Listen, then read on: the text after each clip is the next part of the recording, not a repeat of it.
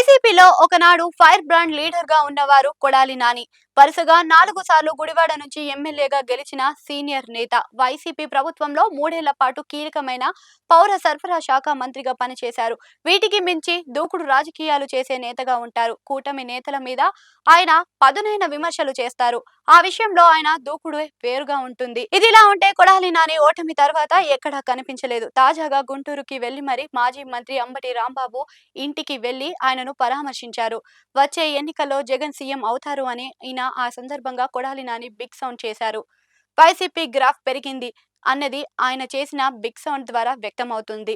జైలుకు red book కి ఎవరు భయపడేది లేదని అన్నారు. తాము దేనికైనా రెడీ అన్నట్లుగా ఆయన కూటమి ప్రభుత్వానికి సంకేతాలు ఇచ్చేశారు.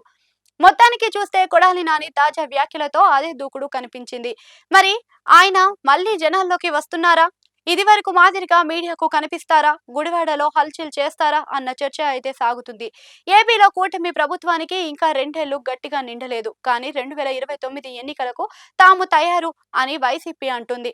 అంతేకాదు జగన్ సీఎం అని ముందే ప్రకటిస్తుంది. ఆ ధీమా వైసీపీకి చాలా తొందరగానే వచ్చింది అని కూడా అంటున్నారు. మరి నిజంగా దేనిని చూసి వైసీపీ నేతలు ఈ విధంగా అతి నమ్మకాన్ని ప్రదర్శిస్తున్నారు అన్న చర్చ అయితే నడుస్తుంది. కొడాలి నాని వంటి వారు వైసీపీ గెలుపు తథ్యమని చెప్పడం ప్రత్యేకంగా చూడాలి అని అంటున్నారు. కూటమి ప్రపంచంలో భారీ ఓటమిని చూసిన నాని అయితే చాలా కాలంగా సైలెంట్ అయ్యారు.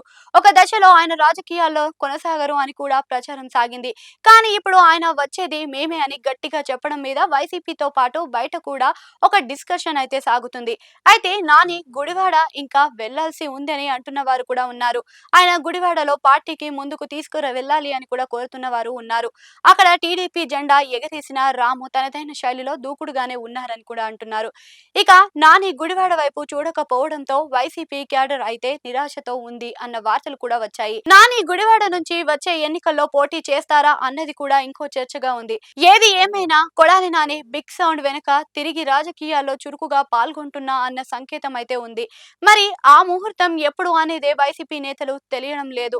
మొత్తానికి నాని రీ ఎంట్రీ ఎప్పుడు ఇస్తారు అని అంతా ఆసక్తిగా ఎదురు చూస్తున్నారు.